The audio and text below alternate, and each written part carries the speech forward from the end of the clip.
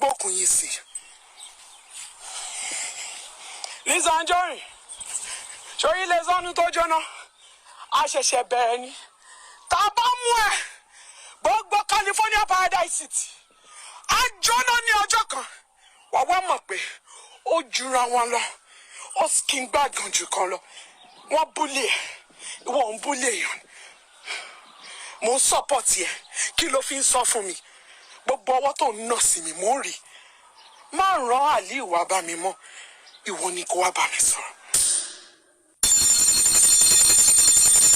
láti ẹni lọ ibùjókòó ẹ di ìkorò láti ẹni lọ ó lọ ní agbára ó rò bí àwọn olókun apá Esabod torí mo ṣàṣẹ sí lórí live video ó lọ́mọ Ìjẹ̀bú ni ẹ́ láti ẹni lọ ayé ẹ̀ ò tó mọ́ zaa ó mo rìn níta abọ́lọ́lágbára yìí ó lọ́mọ Ìjẹ̀bú ni ẹ́ máa jẹ́ kó mọ̀ pé wàá fojú sunkún ọkọ láti ẹni ìlọ́wọ́ gbé bọ́dì ìyé ẹ̀dọ́kù láti ẹni lọ sí màmá ayé òní gbóhùn ẹ mọ́ mìíràn ẹ káàbọ̀ ó lọ lágbára obìnrin ẹgbẹ́ jáde ó ń sọ̀rọ̀ ó ń sọ pé omijé ojú ó dẹ̀ celebrate ọkọ ẹ̀ ìwọ ló fẹ́ fi ṣẹ̀sín tó rán lọ sí Ìjẹ̀bú lọ bá wọn parí iṣẹ́ láti ẹni lọ sí màmá ọkọ ẹ̀ di koríko ó di koríko tó máa jẹ ilé kò ní ní ìsinmi sórí láti ẹni lọ ìpọ́jú dé bá ẹ ṣe ẹ káàbọ̀ sí màmá láti ẹni lọ ibà ibà ibà oya igun mẹ́rin àgbáyé ibà ibà ibà láti ẹni lọ sí màmá bó ṣe wá sókè náà ló ṣe máa wálẹ̀ bísí ìsà oya ó ń fi obìnrin ẹgbẹ́ ẹ̀ṣẹ̀ sí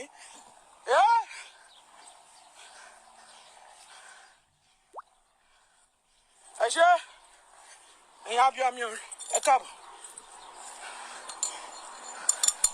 oya tó ìbà ẹ káàbọ̀ óyá o ìbà ṣe óyá ìparí ẹ̀ zà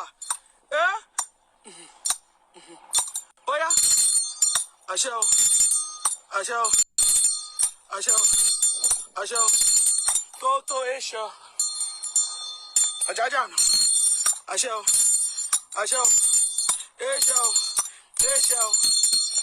Lizzy Anjorin tó bá lóun fẹ́ pa ẹni ẹlẹ́ni lọ́kú ọ̀dọ̀ kú dáa.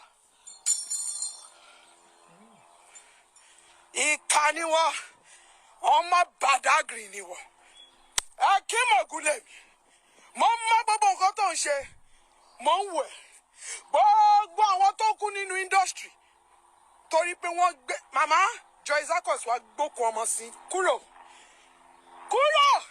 lórí burúkú ó ní jèrè ọmọ àṣẹ ó ní jèrè ọmọ ní New Jersey ẹwẹ àṣẹ àṣẹ àṣẹ tó bá jèrè ọmọ gbèmí ní ọmọ àlè ó ní jèrè ọmọ láyé wàá gbókun ọmọ sí gbogbo ọmọ tó bí láyé àjọkú. Ẹkùn ni mí iná jó ẹ tọmọtọmọ gbogbo ẹni tó gbẹ́kẹ̀lé ilé ayé tó bá fẹ́ yọ ẹ́ kúrò nínú ẹ̀gún tí mo jìgé fún ẹ lẹ́nìí á di ìkorò sínú ayé ẹ níbo lẹ tó àjẹ́ mélòó lẹ gbà ṣe jẹ́nu ewé ṣe múnú ewé ẹyẹ mélòó ló ń gbé ẹyẹ mélòó lẹ ní lọ́wọ́ ẹ dọ́kun Joy Zakos àtẹni tó rán ẹ àti wọn tó ń jíṣẹ́ máa gbókun yín sí. Lizzy Anjorin sórí ilé zọ́nù tó jóná a ṣẹ̀ṣẹ̀ bẹ̀rẹ̀ ni tá a bá mú ẹ gbogbo California Paradise City a jóná ní ọjọ́ kan wà wá mọ̀ pé ó jura wọn lọ ó kí n gbàgàn jù kan lọ wọ́n búlé ẹ̀ ìwọ ń búlé èèyàn mo ń sọ́pọ̀tì ẹ̀ kí ló fi ń sọ fún mi gbogbo ọwọ́ tó ń nà sí mi mò ń rí má ràn Aliu wá bá mi mọ́ ìwọ ni kó wá bá mi sọ̀rọ̀. All these Lizzy Worriors and whatever, Ewatomi, Zimama, all of them, Now they are having issues and cursing themselves and giving them, oh, I give you 7 days. Oh, I give you 21 days. This thing is tiring, as in, it's really tiring. It is, I don't understand why they are, because even if you about to do in the next 7 days, then you will not my shit to me for bad. Why they feel it? Ẹ má para yín dànù. Ẹ má jẹ́ kọ́rọ̀ lọ́rọ̀ kẹ́ fi para yín dànù. Kí ló ṣẹlẹ̀? Ọmọ, now wow. Sinto 7,000 says Netflix and TikTok, which one sweet pass? I don't know. I'd rather be watching my Netflix than be watching TikTok, where they have turned course into food. I'm tired of it, I beg. Oboradi says, ẹ má para yín mà. Ẹ lọ check BP yín mà, ẹ jọ̀ọ́ nítorí Ọlọ́run. Hola says, why all these warriors and ex-warriors always cursing? They curse with the names of their children. I just pity these innocent children. I'm telling you. And all of them are cursing. They've been influenced because, you follow this person. Oh, you are healing now. You like her. You love her. Oh, she's my role model. And now she has initiated you people into cursing. Every one of them is cursing. Cursing their children. Skincare says that's what their principal does now. And that's how they associate with her. People with like minds. Exactly. Abby 2017 says, only if Lizzy never start this thing at all. Just imagine where she find herself. Exactly. She started all of this wahala. She needs to rest though, or they need to lock out or something, or they need to ban TikTok, or put a regulation. Rules and regulation, don't do this on TikTok, don't do that on TikTok, because this is getting out of hand. So Alade says, Jebere ni o. Nígbà táwọn warriors ti wá ń kọjú ogun síra wọn báyìí. It is well. Anyway, say all this Yoruba mother or something else. So, you should ask, what's the name of this film, please? Which kind of film? You go for that, say, oh, má para re, Wahala. Beauty says, Lizzy again. Yes, so Lizzy again. Lizzy again. Oh, girl. Ajoke says, Iyabo Ojo laughing in our room. No be small thing. All of them are now facing each other. And you all came together to fight somebody that does not have issues with you. Now, all of you are now fighting. Thriller don't jam their middle. No be small thing. Testimony says, Orishi la mamari. No be small. Barry says, Lizzy don't enter this one. She really don't enter. Arika says, God, please put all my enemies to shame. Yes, so, Ileolua says, BP is real. Just a reminder. Maybe they don't know. Ibrahim Shada says, kí ló dé tí wọ́n náà support irọ́? Fọlá fún wọn ní pressure jọ. Don't mind them. Ẹni ẹlẹ́ni sìn. A máa fi wọ́n ṣe yẹ̀yẹ́ ni àti Fọlá àti Ìyábọ̀. Pé trader ti gbàárín yín kọjá. It is well. Fọlá Shade says, high blood pressure rèé o.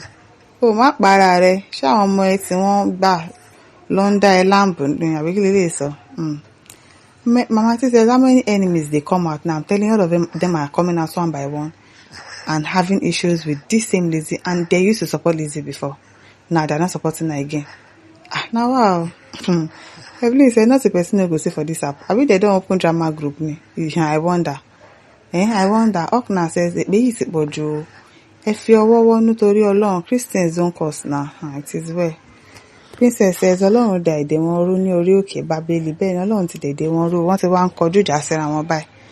It is well. Daddy Pay says, now just the start. They just the start for real. Prophetess Taiwo says, she here, clearly ya ọmọ anífowóṣe. Clearly so.